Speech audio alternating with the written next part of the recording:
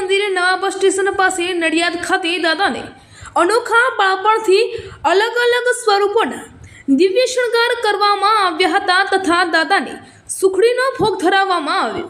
સવારે 6:30 કલાકે શણગાર આરતી કરવામાં આવી। દાદાના બાળપણથી ઘડપણ સુધીના અલગ અલગ સ્વરૂપોના ફોટાથી શણગાર કરવામાં આવ્યા।